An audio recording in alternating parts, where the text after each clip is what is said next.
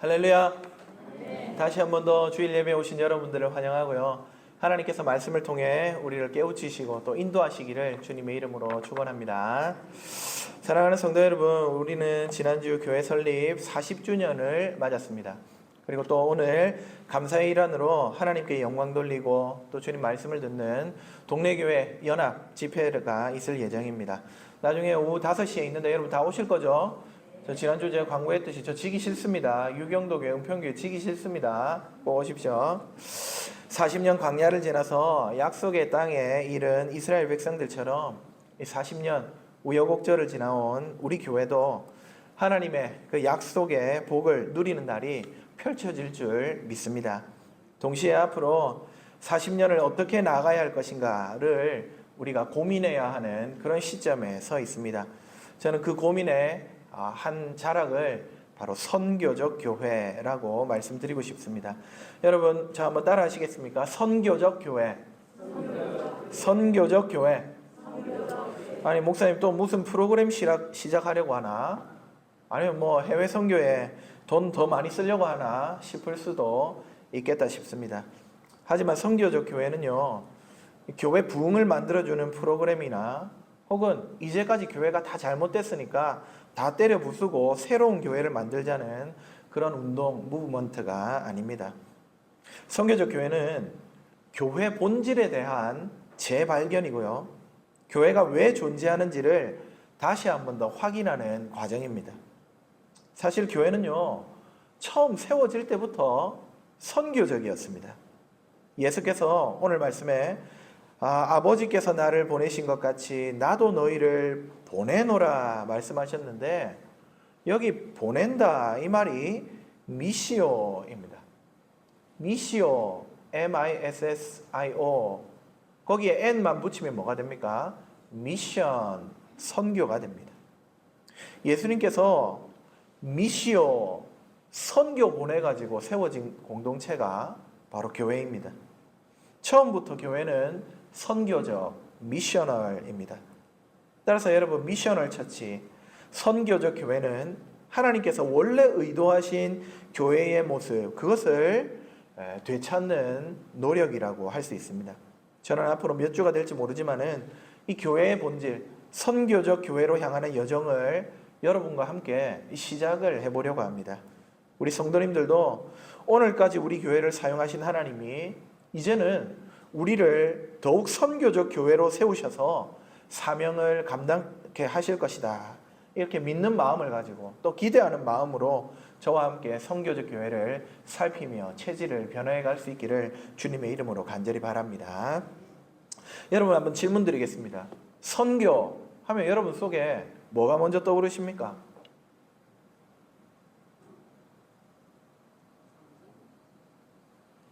뭐 그런 것들 지금 머릿속에 다 보이거든요. 말풍선이. 아마도 선교사를 외국에 파송하는 모습, 그죠? 또 본국에서 후원금을 보내는 것, 또 젊은 우리 다음 세대, 우리도 준비하고 있지만 다음 세대들 비전 트립을 가는 것, 이런 것들을 떠올리실 겁니다. 실제로요, 최근까지도 선교학에서는요, 전도와 선교를 구분하는데, 우리가 볼 때 전도나 선교나 다 복음 전하는 거 아닌가 싶은데, 선교학이 이 선교를 전도와 구분했는데 어떻게 구분했느냐?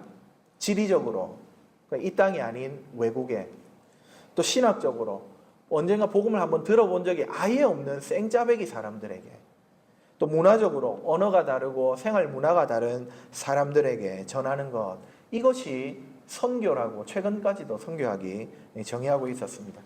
그래서 선교는요, 마치 수학여행처럼 느껴집니다. 학기 중에 교과를 배우고 수업하는 것은 학생이라면 당연히 해야 되는 일이죠. 하지만 수학여행은 어떻습니까? 형편상 안 갈 수도 있는 일입니다. 그러니까 멀리 외국의 언어와 문화가 다른 이에게 선교하는 일은 마치 수학여행처럼 뭐 할 수 있으면 좋겠지만 내가 꼭 할 수 있는 일은 아닌 것 같다, 뭐 안 해도 무방하다, 이런 일처럼 느껴졌던 겁니다. 만약에 물설고 낯선 땅에 다른 언어와 문화를 가진 이에게 복음 전하는 이 일, 여러분, 이것이 선교라면은, 이것만이 선교라면은 솔직하게 얘기해서요, 우리 교회는 선교 잘하는 교회입니까? 못하는 교회입니까? 우리는 선교 못하는 교회입니다. 혹은 선교에 소극적인 교회입니다.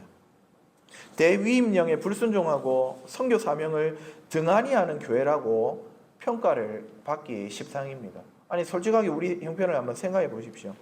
지역이 아닌 외국으로 완전 불신자에게, 다른 언어와 문화를 가진 민족에게 우리가 지금 선교하고 있습니까? 우리가 직접 보낸 파송 선교사가 있어요? 또 선교사들에게 보내는 그런 후원금이 정말 우리가 책임질 만큼의 그런 양을 보냅니까? 안타깝지만은 만약에 이것이 선교라 그러면은 우리는 선교 좀 안 하는 교회입니다. 선교 낙제점입니다. 하지만 여러분 실망하기는 이릅니다.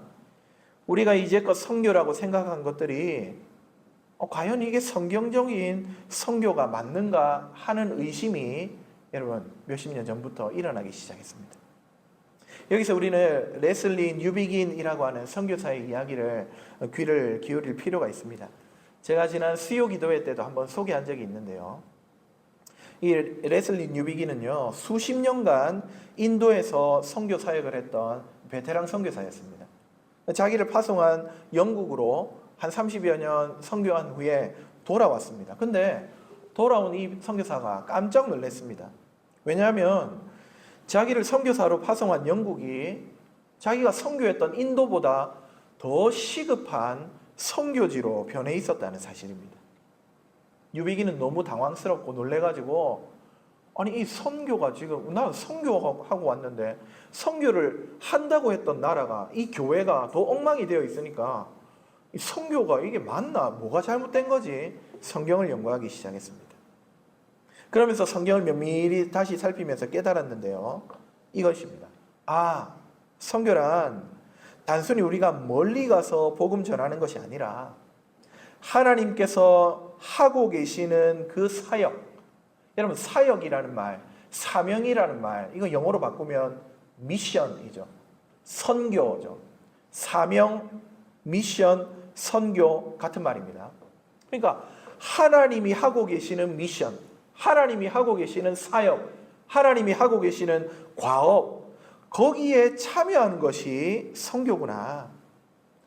이때까지는 선교한다 하면은 내가 혹은 교회가 누군가를 파송해가지고 업적을 이루고 그쪽에 교회도 세우고 그 정도 차원으로 이해했는데, 교회가 주체가 아니라 하나님이 주체가 되셔서 하나님이 하고 계시는 미션, 하나님이 하고 계시는 사역, 하나님이 하고 계시는 일, 과업에 동참한다면 그것이 선교하는 것이구나 하는 것을 알게 된 것입니다.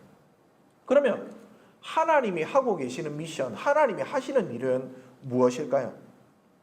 하나님의 미션, 하나님이 행하고 계신 선교는 바로 하나님과 세상을 화목하게 하는 사랑의 사역이었습니다. 하나님하고 세상하고 지금 삐뚤어져 있습니다. 관계가 끊어져 있습니다. 세상은 훼손되고 타락하고 무너져 있습니다. 그런데 하나님께서 이 훼손된 세상을 회복시켜서 자기와 관계를 화목하게 하는 일, 화해시키는 일, 이 일을 하고 계셨던 겁니다. 이 미션, 이 과업, 이 사역이 바로 하나님의 선교입니다. 하나님은 타락하고 훼손된 인간과 인간뿐만 아니라 온 만유를 회복하고 제자리 두는 일을 행하고 계십니다. 죄로 인해 하나님과 멀어진 인간, 죄의 영향력 아래서 신음하는 피조물들을 하나님은 모른 척하지 않으셨습니다. 피조물이 다 이제까지 함께 탄식하며 함께 고통을 겪고 있는 것을 보시고 자기 아들 예수 그리스도를 보내셨습니다. 미시오 하셨습니다. 미션을 주시고 보내셨습니다. 하나님이 세상을 이처럼 사랑하사 독생자를 주셨으니, 여러분 이 구절은 단순한 사랑 표현이 아닙니다. 이것은 하나님이 얼마나 선교적인 열망을 갖고 계신지를 보여주는 구절입니다. 하나님은 자기 아들을 보낼 만큼, 그래서 세상 죄를 지게 하시고 모든 진노와 형벌을 그 아들에게 쏟고는 만물을 회복하고 인간과 화목한 사역, 일, 미션, 선교를 행하실 만큼 세상을 사랑한다는 하나님의 선교 열정을 보여주는 구절입니다. 바울은 이렇게 말합니다. 그의 십자가의 피로 화평을 이루사 만물, 그 땅에 있는 것들이나 하늘에 있는 것들이 그로 말미암아 자기와 화목하게 되기를 기뻐하심이라. 하나님은 예수 그리스도를 통해서 세상과 화목하게 되는 사역, 세상과 화목하는 일, 세상과 화목하게 되는 미션, 바로 선교를 행하고 계신 분인 겁니다. 그렇다면 하나님은 선교의 하나님이신데, 하나님의 선교를 행하고 계시는 분인데, 선교적 교회는 무엇이냐? 선교적 교회는요, 바로 제가 방금 말씀드린 하나님의 미션, 하나님의 선교, 그 사역에 참여하는 교회가 바로 선교적 교회입니다. 하나님이 베푸시는 구원, 하나님의 회복, 하나님의 은혜, 이런 것들을 풍성히 누리면서 하나님이 하시는 사역, 하나님의 미션에, 하나님의 선교에 동참한다면 그 교회는 선교적 교회입니다. 오늘 말씀 21절에 예수님 제자들에게 말씀하셨죠. 아버지께서 나를 보내신 것 같이 나도 너희를 보내노라. 하나님이 선교하려고 예수님을 보내셨는데 주님도 하나님처럼 교회를 보내고 있습니다. 교회는 하나님이 하신 그 선교를 위해 파송받은 기관입니다. 하나님의 위대한 선교에 동참하도록 초대받은 교회가 바로 우리들이고 선교적 교회입니다.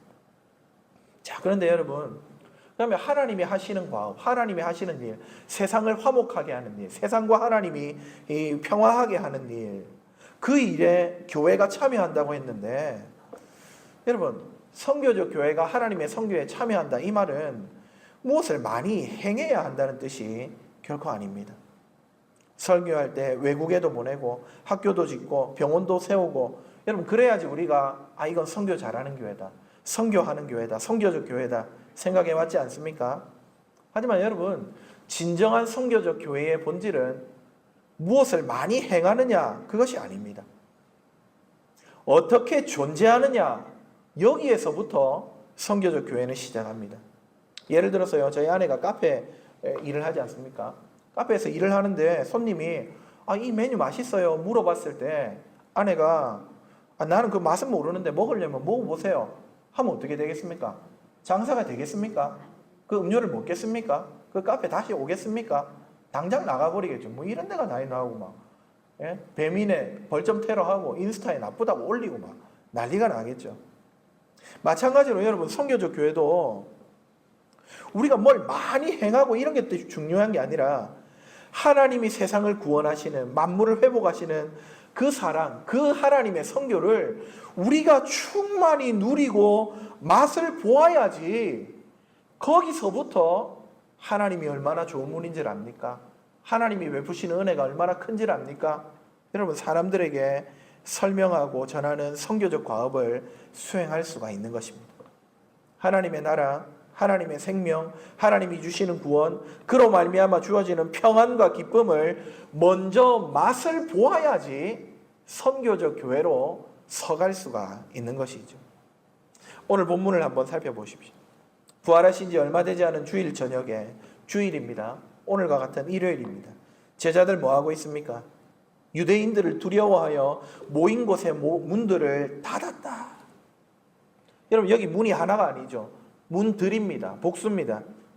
제자들은 현관 또 방문할 것 없이 집에 있는 모든 문들을 걸어 잠그고는 혹시 모를 위협에 대비를 하고 있었습니다. 그들의 마음속에 얼마나 큰 공포와 불안이 자리 잡고 있었는지를 상상할 수가 있습니다.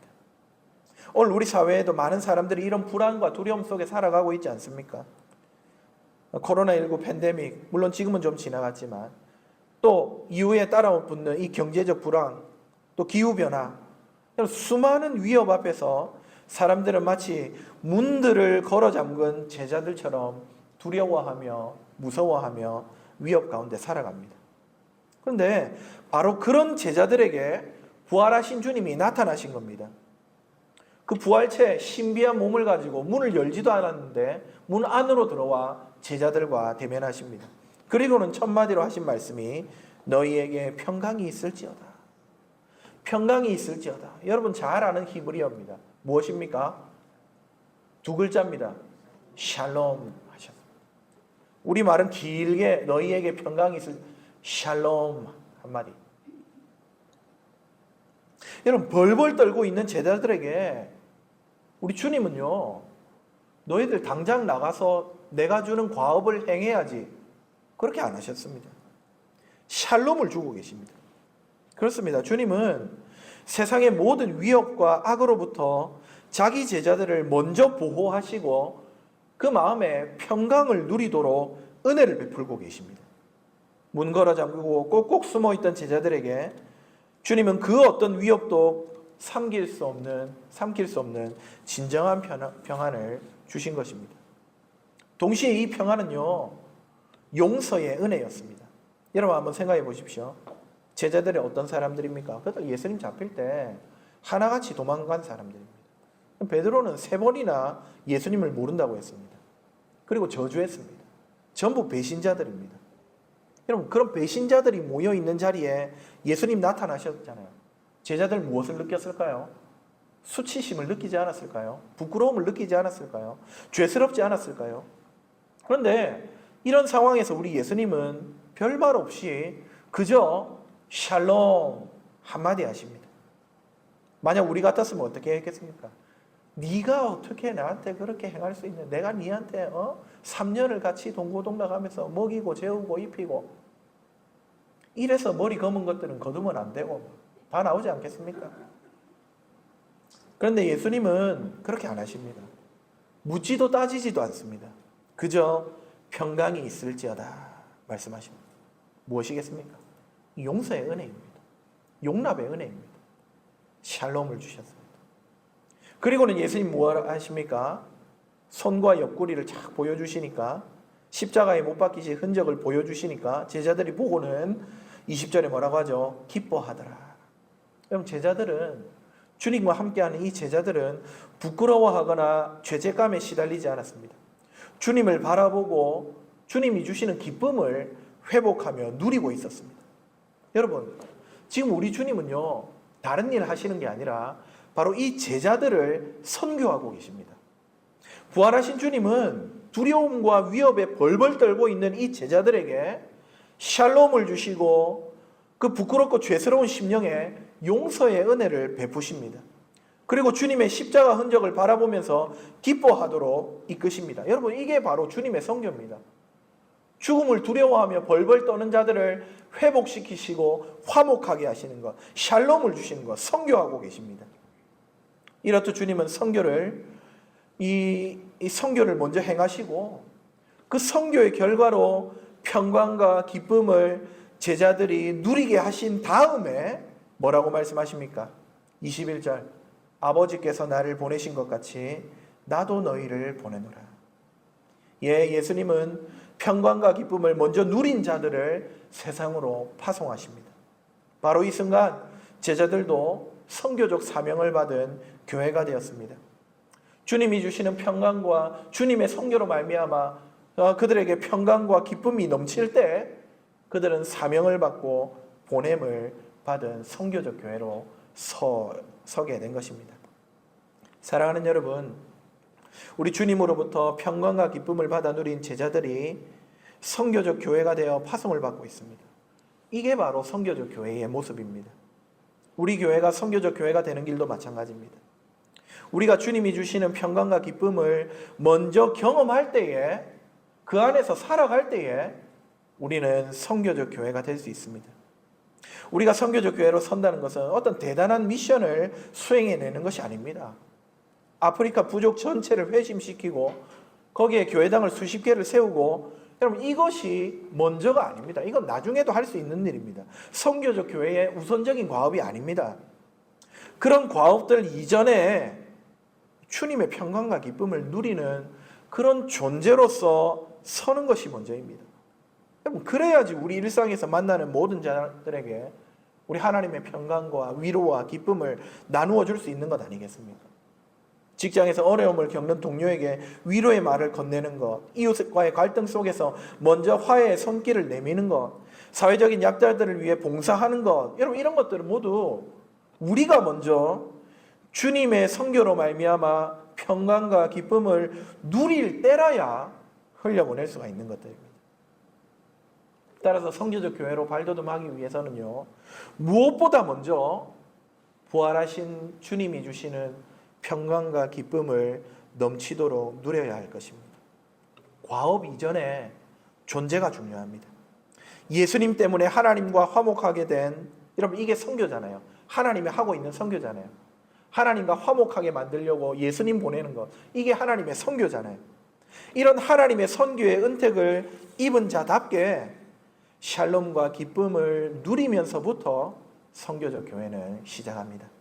사랑하는 여러분, 우리 제8영도교회에 주님이 주시는 평강과 기쁨이 흘러넘치기를 주님의 이름으로 축복합니다. 여러분의 삶 가운데 부활하신 주님이 주시는 이 평강과 은혜가 깃들기를 주님의 이름으로 간절히 소망합니다. 그래서 하나님의 선교로 구원받은 우리 모든 성도들이 이 땅에서 겪는 모든 두려움, 위협들 다 극복하고 하늘의 기쁨을 맛보며 살아갈 수 있기를 간절히 바랍니다. 나그네 인생길에 사실은 눈물과 한숨이 더 많은 것이 사실입니다. 사건과 사고가 끊이지를 않습니다. 어저께 제 조카가 집에서 이 축구 세러모니를 기분 좋다고 막 하다가 발을 탁 찼는데 TV 장을 차가지고 발가락이 부러졌다 그래요. 그 소식을 들으니까 저희 집 아이들이 생각이 났습니다. 찬영이는 예전에 교회에서 물 묻은 마룻바닥 뛰다가 앞으로 넘어져가지고 앞니가 그냥 와장창 다 깨졌어. 앞니가 깨지면서 입술을 콕 찍으니까 입술에 구멍이 나가지고 응급실에 가니까 간호사가 핀셋을 이렇게 딱 꼽더라고요. 딱 꽂아가지고, 자, 아버님 보이시죠? 요 뚫린 거 보이시죠? 확인시켜 주더라고요.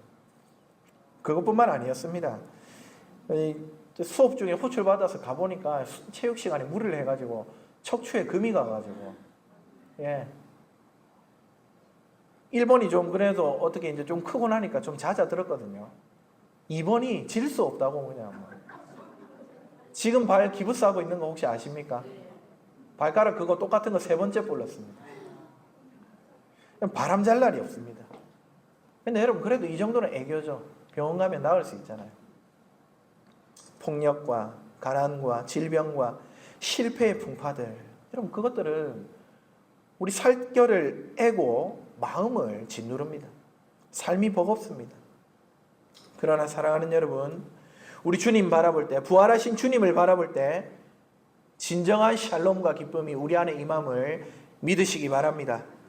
여러분 삶에 주님 주시는 진짜 샬롬이 넘치기를 축원합니다. 그래야지 여러분 우리가 주님의 파송을 받을 수가 있는 것입니다. 주님이 아버지께서 주님을 보내신 것처럼 주 예수님도 우리를 선교적 교회로 파송하시는 겁니다. 이런 파송한다, 라틴어로 미시오입니다. 미시오, 아까 말씀드린 대로 나중에 미시오 선교가 됩니다. 우리가 주님이 주시는 평강과 기쁨을 충만히 누릴 때 나도 너희를 미시오하노라, 나도 너희를 미션을 주고 보내노라, 나도 너희를 선교적 교회가 되게 하노라 하면서 파송하시는 겁니다. 언제요?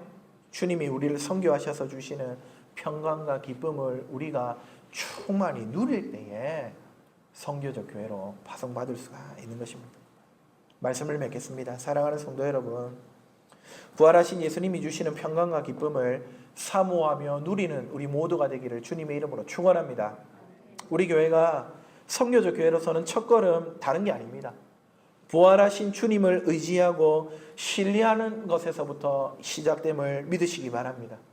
믿음으로 주님의 평강과 기쁨을 누릴 때 비로소 나도 너희를 보내노라 우리를 선교적 교회로 세우시고 파송하실 것입니다. 제8영도교회가 진정한 선교적 교회로 거듭나서 주님께 영광 돌릴 수 있기를 간절히 바랍니다. 주님 주시는 평강과 기쁨을 충만히 누리면서 그 은혜를 세상에 흘려보내는 교회가 됩시다. 평강과 기쁨이 흐르는 선교적 제8영도교회가 되어서 이 땅 가운데, 이 지역 가운데 주님 사랑을 나누는 복된 우리 모두가 될 수 있기를 주님의 이름으로 축복합니다. 아멘.